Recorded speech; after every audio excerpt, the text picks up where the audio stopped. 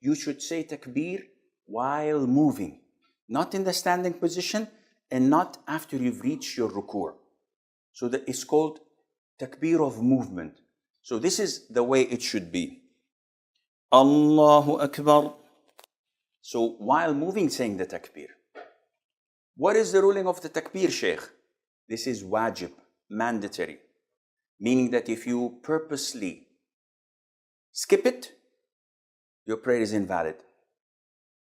And if you skipped it out of forgetfulness or an error, you have to compensate this by sujood as-sahw. So I go to the ruku' position. And what I do is the following. Allahu Akbar. Now in the ruku' position, I have to do the following. Number one, my palms of the hands are spread and grabbing my knees like this. So the fingers are spread. My back is straight. So it's not like this, and it's not stretching out downwards. The sunnah is to keep your back straight, as if someone puts water on it, it will remain. It would not spill.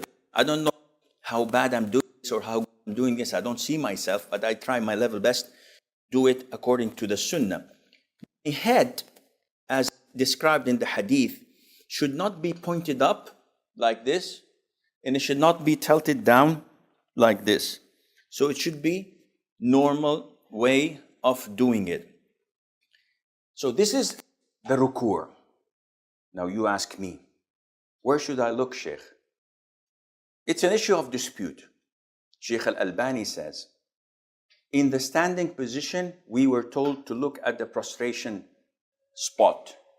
But in the ruku', there is no mentioning of that, which made some scholars say, you should look at the spot of your sujood, prostration, like Shaykh Ibn Uthaymeen.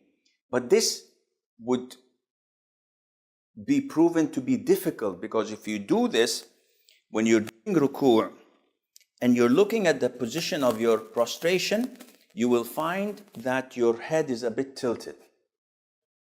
So Shaykh Al-Albani says, either you look between the area of your prostration and your feet, so in the middle, or you look between your feet, like so.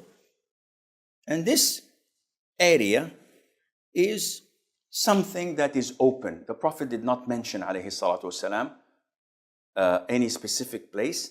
The companions did not describe any specific place. So inshallah, it is more than possible to do whatever you think is best for your salat. Now, after finishing my ruku', during it, I have to repeat the dhikr. And what is the dhikr? I have to say, Subhana Rabbi al-Azim, which is mandatory. And 1 is the minimum.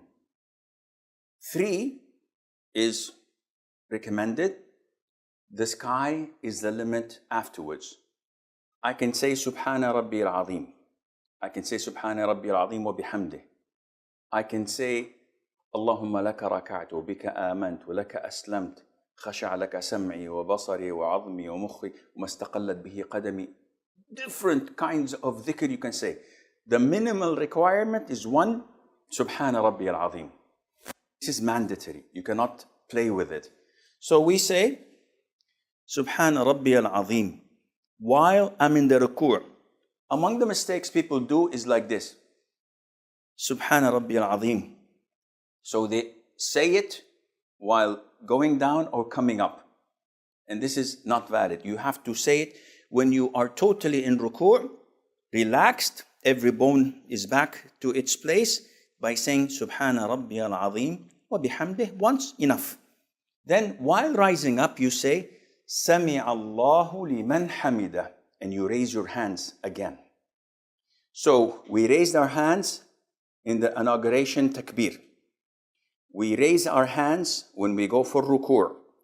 We raise our hands when we rise up from ruku'. And this is the sunnah according to the hadith of Abdullah ibn Umar, may Allah be pleased with him, in Sahih al-Bukhari. And he's describing the Prophet's prayer, alayhi salatu wasalam. And we say, Sami Allahu liman hamidah.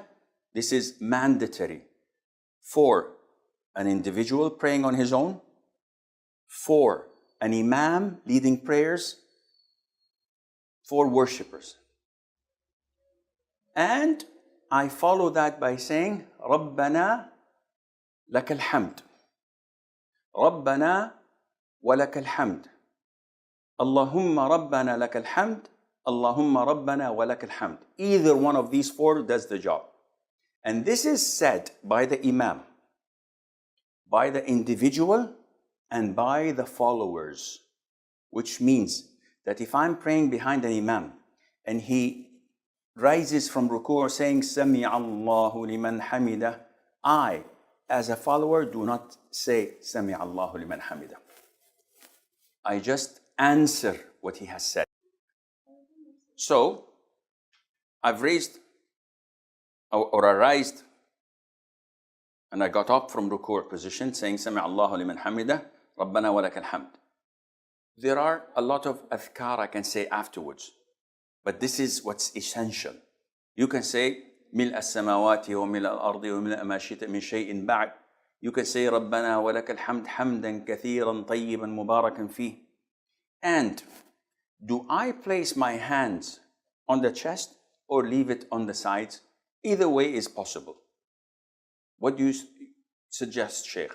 I personally follow the hadith of Wa'il ibn Hujr, which says that whenever the Prophet ﷺ rised from ruku', whenever the Prophet ﷺ stood up, he used to put the right on the left on the chest.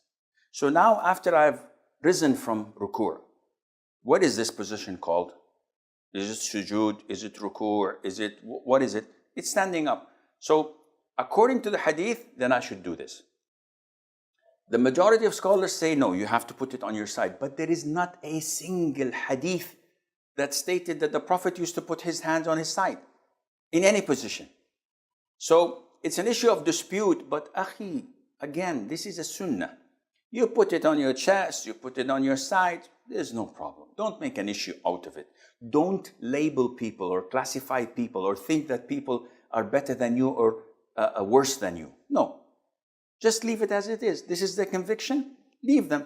So I'm in the ruku' position. Subhana Rabbi al-Azim wa bihamdih. Sami Allahu liman hamidah. Rabbana wa lakal hamd hamdan kathiran tayyiban mubarakan fih. Sami Allahu liman hamidah.